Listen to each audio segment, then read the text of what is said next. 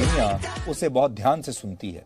हम आज दक्षिण कोरिया की बात करेंगे, जिसके मशहूर म्यूजिक बैंड बीटीएस ने आज न सिर्फ संयुक्त राष्ट्र में एक भाषण दिया, बल्कि एक शानदार परफॉर्मेंस देकर दुनिया भर के युवाओं का ध्यान उस अंतर्राष्ट्रीय मंच की तरफ खींचा जहां अक्सर दुनिया के बड़े बड़े नेता आते हैं और लंबे लंबे और बोरिंग भाषण देकर चले जाते हैं। अगर आप दुनिया के किसी भी युवा से ये पूछें कि क्या वो संयुक्त राष्ट्र में वहां के मंच से बड़े बड़े नेताओं के भाषणों को सुनता है, क्या उसकी संयुक्त राष्ट्र महासभा में कोई दिलचस्पी है, तो ज्यादातर युवा यही कहेंगे कि उनकी कोई दिलचस्पी नहीं।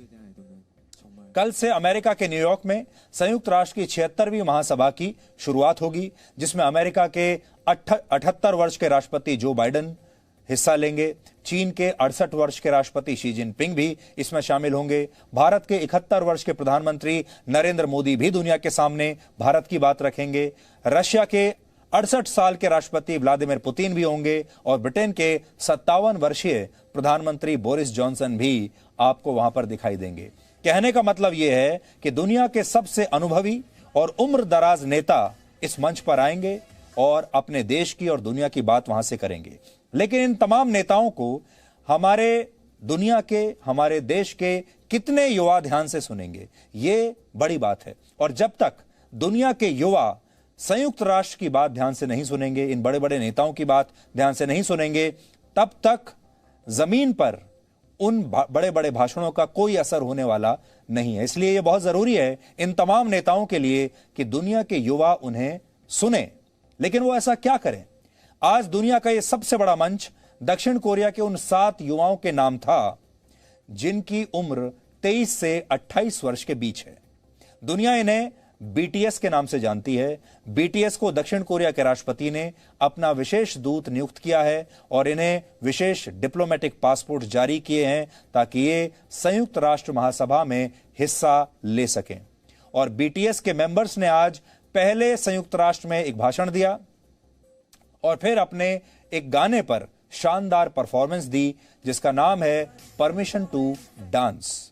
यह गाना जुलाई 2021 में रिलीज हुआ था और पहले हफ्ते में ही इसे 1.5 करोड़ लोगों ने ऑनलाइन स्ट्रीमिंग के जरिए देख लिया था, सुन लिया था। बीटीएस ने आज बता दिया कि जिस मंच पर दुनिया के बड़े बड़े नेता कई बार अपनी छाप नहीं छोड़ पाते, जहां पुराने जमाने की वैश्विक राजनीति किसी नतीजे पर पहुंच नहीं पाती, उस मंच से कला, संगीत और युवाओं के जरिए कैसे दुनिया का दिल जीता जा सकता है। तो संयुक्त राष्ट्र पर यह शानदार परफॉर्मेंस आपने बीटीएस का देखा और यह एक बिल्कुल नया प्रयोग है। अगर हम आपसे यह कहें तो दुनिया भर का जो मीडिया है वो इस खबर को कैसे लेगा? हमें नहीं लगता कि वो इसे, दुनिया भर के जो अखबार हैं वो इस खबर को फ्रंट पेज पर छापेंगे या दुनिया भर के जो न्यूज चैनल हैं वो इसे कोई बहुत बड़ी खबर मानेंगे। इसे रिपोर्ट जरूर करेंगे लेकिन बहुत नीचे। लेकिन आज यहां जी न्यूज पर डीएनए में हमने सबसे पहले आपको यही खबर दिखाई। वो इसलिए क्योंकि ये दुनिया में बदलाव का एक बहुत बड़ा संकेत है। ये आपको बताता है कि दुनिया में खबरों के मायने बदल रहे हैं। दुनिया में उन लोगों के मायने बदल रहे हैं जो आगे चलकर दुनिया के लिए बड़े बड़े फैसले लेंगे। ये एक बहुत बड़ा प्रयोग है और यही प्रयोग आज हम डीएनए पर कर रहे हैं क्योंकि हम भी ये चाहते हैं कि डीएनए के जरिए, जी न्यूज के जरिए देश भर के जो युवा हैं वो हमसे जुड़ें। क्योंकि जो भी बात दुनिया भर के बड़े बड़े नेता कहते हैं या हम न्यूज चैनल्स पर जो खबरें दिखाते हैं, अगर इस देश के युवा उन खबरों में दिलचस्पी नहीं लेंगे, अगर वो उन्हें देखेंगे नहीं, तो फिर बदलाव आएगा कैसे?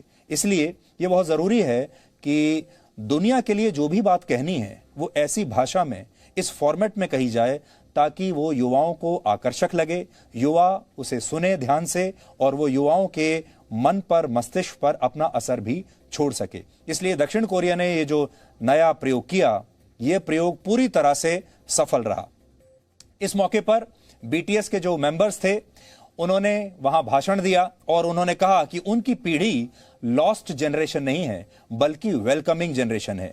वो पीढ़ी है जो सब चीजों का स्वागत करती है, यानी ऐसी पीढ़ी जो सभी नई बातों का स्वागत करती है, नए प्रयोगों का स्वागत करती है। और आज उन्होंने खुद दुनिया भर के सामने ये एक नया प्रयोग किया है। देखिए 23 से 28 वर्ष के ये जो युवा हैं, आज ये उसी मंच पर खड़े हैं जहां कल जो बाइडेन खड़े होकर भाषण देंगे। अब बड़ी बात यह है, ये आप सबके लिए एक प्रयोग है और एक असाइनमेंट भी है कि आप भी ये देखिएगा कि बीटीएस ने जो बात कही इस मंच से, उसे कितने लोगों ने सुना होगा आज, और कल जब जो बाइडेन अपना भाषण देंगे इसी मंच से, उसे दुनिया भर के कितने लोग देखेंगे और सुनेंगे। इसके अलावा बीटीएस ने आज यह भी कहा कि कोविड-19 दुनिया के लिए एक ऐसी बड़ी चुनौती है, लेकिन युवा इस चुनौती से निपटना भी जानते हैं।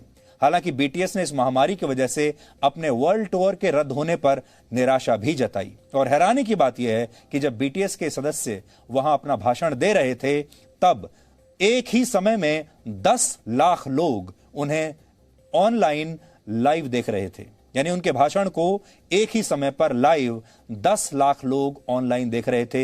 यह भी शायद अपने आप में एक रिकॉर्ड होगा, और यह ऐसा रिकॉर्ड है जिसे हमें लगता है कि दुनिया का कोई भी बड़े से बड़ा नेता भी शायद तोड़ नहीं पाएगा। जो बाइडेन भी जब कल भाषण देंगे तो आप देखिएगा कि ऑनलाइन कितने लोग उन्हें सुन रहे हैं।